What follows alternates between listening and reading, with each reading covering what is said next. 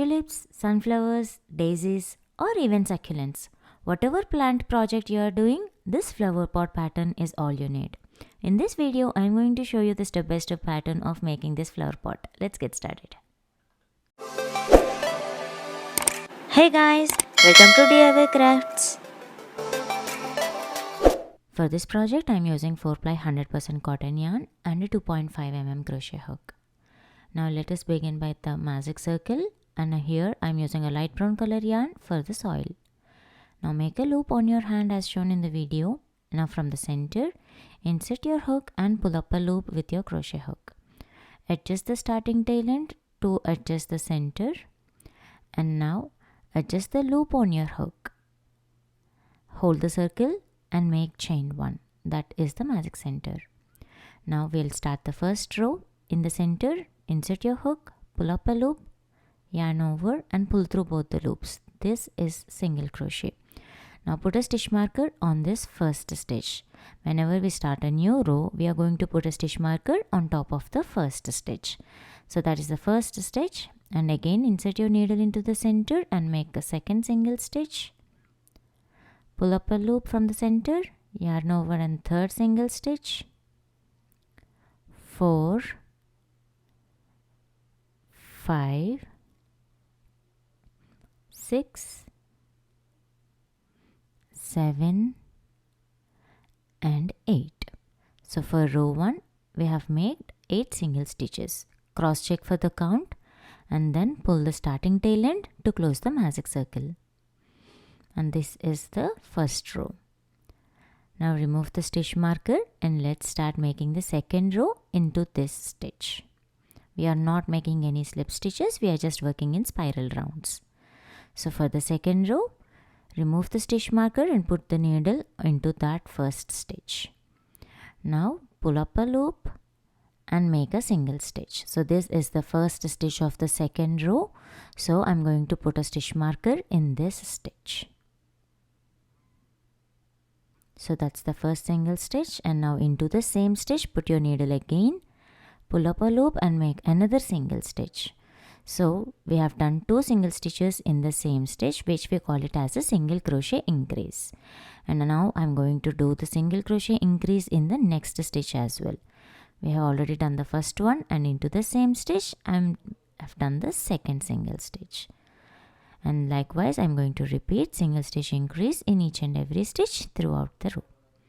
So here it is the 8th stitch, and I'm making an increase in that 8th stitch, and this completes the second row with 16 single stitches. Now remove the stitch marker and let's start making the third row. Insert your hook into this first stitch, pull up a loop and make the first single stitch. So this is the first stitch of the third row, so I'm putting a stitch marker in this first stitch. And for the third row, the pattern is 1 single stitch and 1 increase. So we have already completed 1 single stitch in the first one, and in the next stitch I'm going to make a single stitch increase, that is 2 single stitches in the same stitch. And now we are going to repeat this pattern for 8 times, and now we are doing the second repetition. So that's 1 single stitch and then increase in the next stitch. So 2 single stitches worked into the same stitch. That is the second repetition. 1 stitch and increase. And repeat this pattern throughout the row until you reach the last stitch. So here I am making the last increase of the third row, and by the end of the third row we will have 24 single stitches. You can check the count upon completion of every row. Now remove the stitch marker and let's start making the fourth row. Begin with 1 single stitch, put a stitch marker back into this stitch to mark the beginning of the fourth row. And now the pattern for the fourth row is 1 single stitch, increase and 1 single stitch. So we have already done the first single stitch. Now I am doing the increase in the second single stitch. So 1 stitch, 1 increase, and followed by 1 more single stitch in the next stitch. 1 stitch, increase and 1 stitch. This is the set of instructions that we have to follow for the fourth row, and we are going to do it the second time. Begin with 1 single stitch, and then in the next stitch make an increase, which is 2 single stitches in the same stitch, and then make one single stitch in the next stitch. So this single stitch increase and single stitch, this is the second repetition, and repeat it throughout the row until you reach the starting point. This completes the fourth row with 32 stitches. Now remove the stitch marker and let's start making the fifth row. For the fifth row, the pattern is 3 single stitch and increase. First, let us begin with 1 single stitch and put stitch marker back onto this first stitch. So that's 1 single stitch. And then this is the second single stitch and the third single stitch. So 1, 2 and 3, and in the next stitch I have to make 1 increase. So that's the first single stitch of the increase and second single stitch into the same stitch. So now 3 single stitch increase is the pattern, and we have to repeat that 7 times. Total of 8 times. So this is the second repetition. That's 2. This is 3.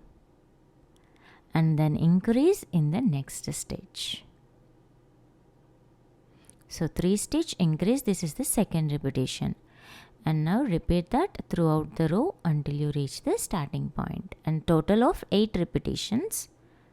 And by the end of this last increase, we'll have 40 single stitches at the end of the fifth row. And if you look at the shape, it will be flat and straight.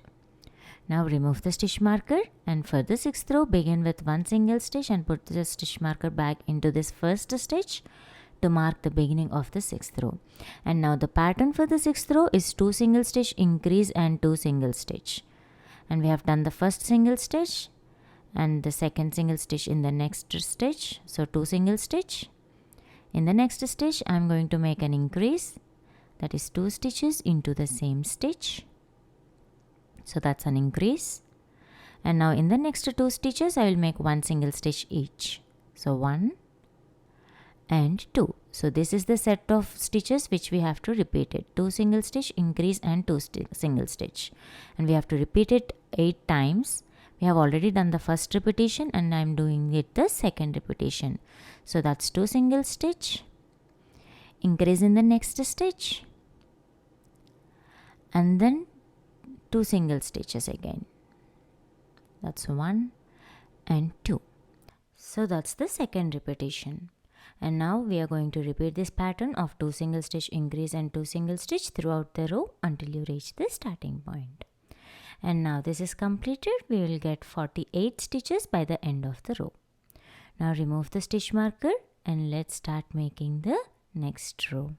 Begin with 1 single stitch and then put a stitch marker back, and this marks the beginning of the 7th row. And now for the 7th row, we are going to make just 1 single stitch in each and every stitch throughout the row.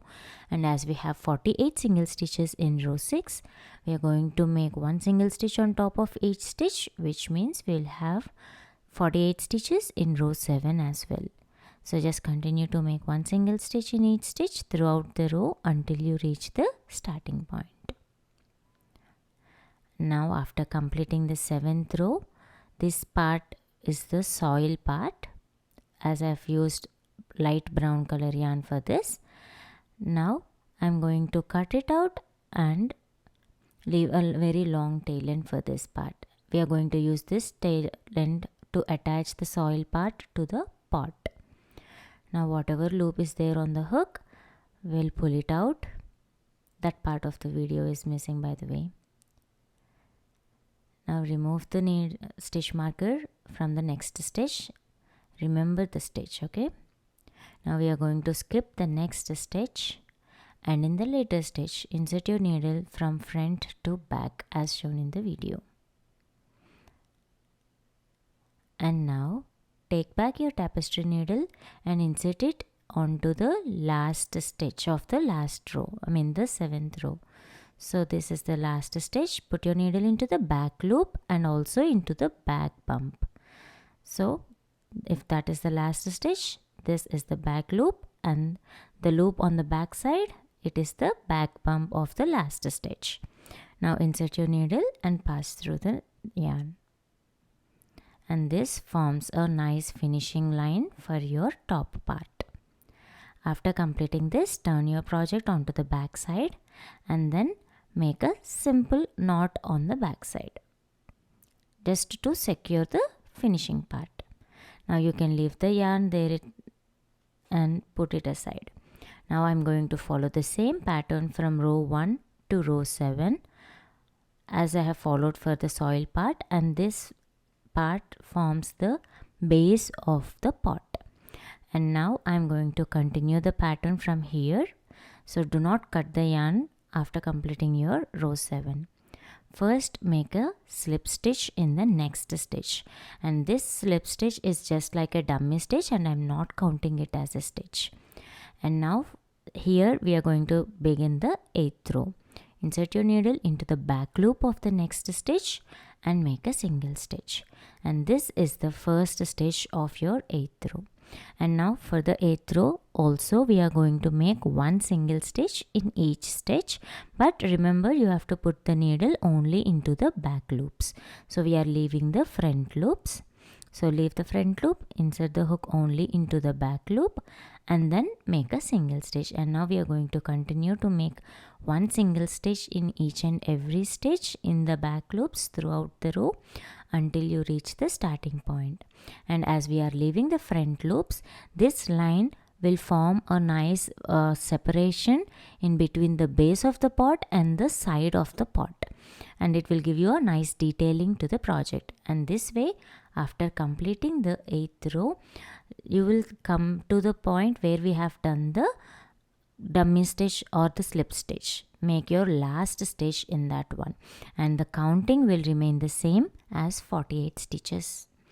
And now remove the stitch marker, make one single stitch and put the stitch marker back. And here is where you can see the importance of making one dummy stitch or whatever slip stitch that we have done. It helps with getting that clean and smooth detailing for your project. Now from row 9 to row 17, I'm going to make one single stitch in each and every stitch throughout the row until the 17th row is complete. So I will get same 48 stitches in all these rows, but before I continue that, I'm going to add a little bit of stiffness to the project by adding a little small sturdy base to it. So you can use a cardboard sheet or a foam sheet. So here I took a white color of foam sheet which is cut in a circle shape that fits the pot size, and then I'm attaching it with a glue. So attach it onto the inside part of the pot. You can include the starting tail end of the pot as well, and nicely secure it and leave it to dry before you continue with the remaining rows. So here, after completing the 17 rows, this is how the pot is looking like.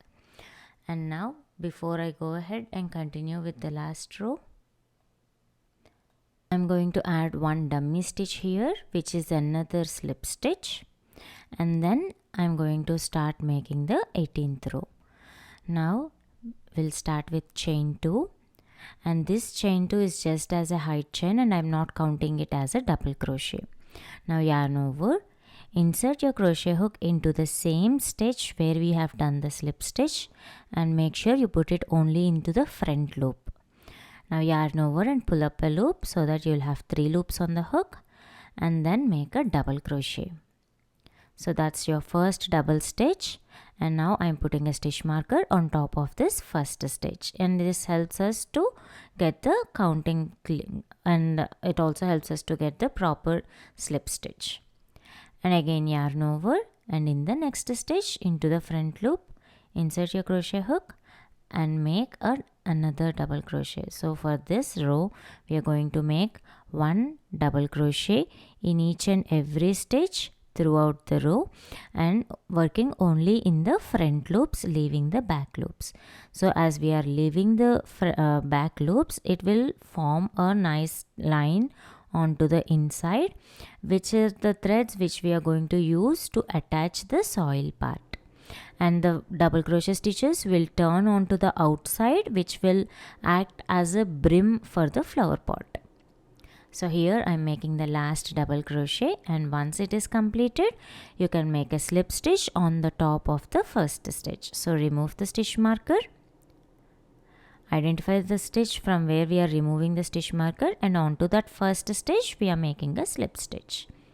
Then chain 1 and then trim the excess thread, leaving a tail end of 2 to 3 inches and pull out the loop. So this is the base of your flower pot. So if you feel that the way how we have completed the soil part is looking better, you can use the same technique to close the last row of your double crochet stitches also. Now we'll just weave in this excess thread of the last row. The starting tail end we have already glued it with to the base while we are attaching the foam sheet, and only the finishing thread is there, so I just inserted it into the center of the flower pot. And now for the detailing part, I am adding eyes in between row 12 and 13 with 6 stitches apart, and I am using 6 mm safety eyes, and I am securing them on the back side with the screws. And once they are secure in place, I am adding the mouth in between row 10 and row 11, and I am just simply sewing in the mouth shape, and this adds a little texture or the face to my flower pot, and it is looking damn cute, isn't it? And once I've done with the sewing part, I'm securing the thread and leaving the tail ends into the inside part of the pot. And now let's assemble the soil and the pot together. For this, I'm using the long tail end that we have left while working the soil part. Now take this tail end into the tapestry needle, and now I'm going to attach this soil part to the pot. So for this portion, I'm going to use the back loops of the last row while we have working on the soil, and then whatever the front loops that we have left on the 18th row of the pot base.